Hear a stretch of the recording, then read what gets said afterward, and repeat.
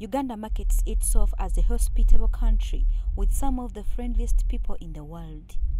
This is rooted in the various unique cultures and favorable climate that many visitors find attracted to. The country boasts over 50 tribes, 9 of which are indigenous communities recognized in the constitution. However, there are concerns that era of digitalization is eroding some of the country's values, especially the dressing of young women.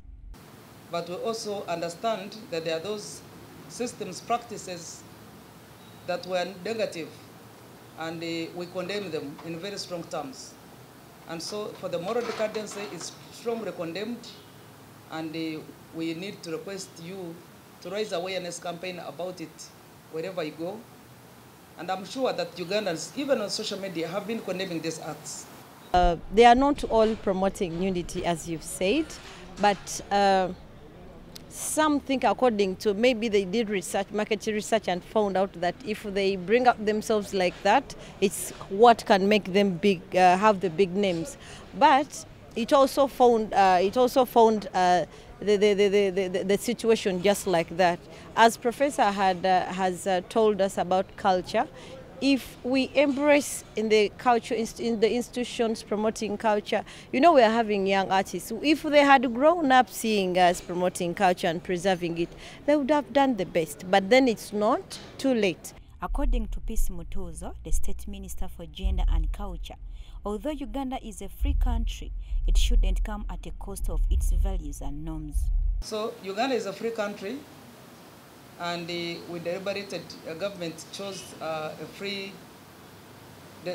chose it to ensure that everybody enjoys their rights, but not at the cost of our morals and the cherished traditional systems. Minister Mutuuzo calls for parents' intervention towards the boy child because of the rising irresponsibility in our society. Actually, there's no deliberate effort by women to neglect the boy child. But I think it is also important for men to support their fellow men and raise up the male gender positively. Right now, research indicates that many men have subjugated their responsibilities of even taking care of their children. So women are struggling, doing even the male domain work.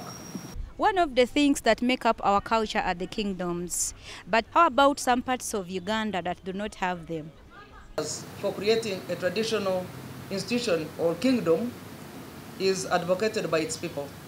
So the procedure requires that the local council 3s and district councils pass a resolution in the interest and desire to have a cultural institution, which unfortunately Ankole Kingdom has not yet met. So with that, we shall have to give it time up to when we have all the subjects of the Ankole fraternity are willing to join the kingdom.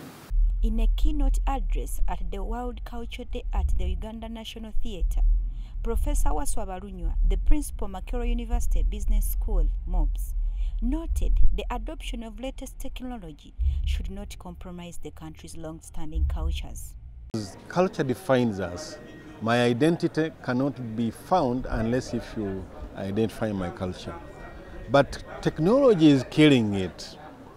Technology, for instance, this transformation we are seeing globally, we are seeing new foodstuffs come up. We no longer eat luwombo, we no longer eat evendira because they have brought different types of foods.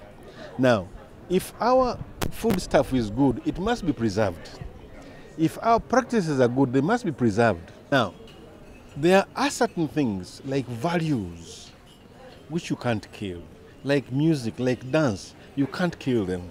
Professor Barunywa called for embracing of positive digital transformation by practicing the non-material culture. Non-material things include our values. For instance, respect for your parents. It includes things like our traditions. I mean, when you want to get a wife, you go to Kwanjula, you go to Kuchala.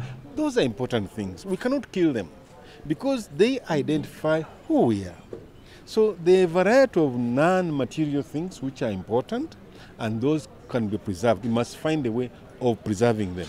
Fina Mugera, a local artist, urged the upcoming musicians to invest in personal branding. For the young artists, we should learn how to listen. And when it comes to branding, actually we're having a problem of branding. You should come into the market when you have a brand that you're pushing. Don't sing because the other one has sung. Don't dress up because the other one. You come up with a unique product. For example, me, Fina, I came up with a unique product. I'm a dancer. My waist is my treasure. But then you find someone, he has come on the market. I want to be like, yes, you can be like him, but then don't do exactly what he does. And then Mugera noted that artists stand a chance to earn money through digitalization by owning and protecting their content. Before you disburse your content, make sure you own it. That is the copyright we're ever talking about. It is not all about selling government, give us copyright. Do you know the definition of copyright? First, understand what is copyright. Do you know your rights? If you have produced a song, kindly first protect it. How can you protect it? Go, URSB is the only collecting society, but it is the only institution that gives us the international identification code. So when you just disperse your music on the social platforms, you are not going to be identified internationally unless you have that IPI code, and it is given out by a collecting society. Gone are the days when we used to have our values as Africans in African traditional society. However, digital era has put it on a standstill.